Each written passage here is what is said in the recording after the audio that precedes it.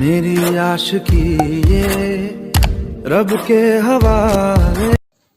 तो चलिए फ्रेंड्स, आज मैं फिर से आपके सामने बहुत ही इंटरेस्टिंग और ट्रेंडिंग वीडियो लेकर आया हूँ, जो कि बहुत ही ट्रेंडिंग में चल रही है। अगर आपको बनाना है इसी तरह का वीडियो तो इस वीडियो को पूरा वॉच करना और वीडियो को लाइक करना, कमेंट करना, शेयर करना। और इस वीडियो मटेरियल आपको टेलीग्राम चैनल के अंदर मिल जाएगा, वहाँ पे ज्वाइन होकर आप ऑल मटेरियल फ्री में डाउनलोड कर पाओगे। तो वीडियो स्टार्ट करते हैं, वीडियो एंड तक वॉच करना।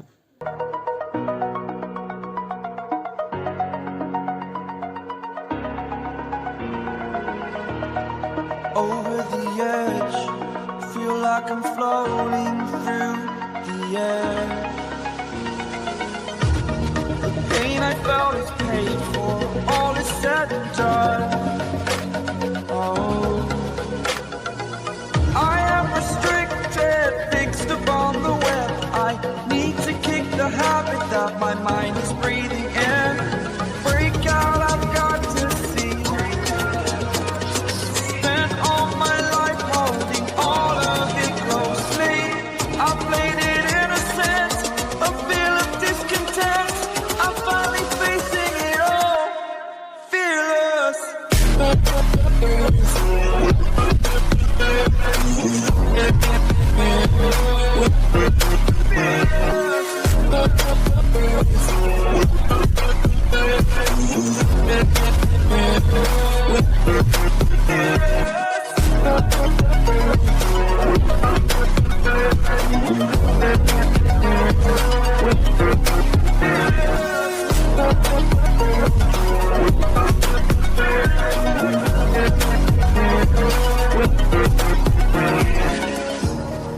Burning the bridge that keeps us.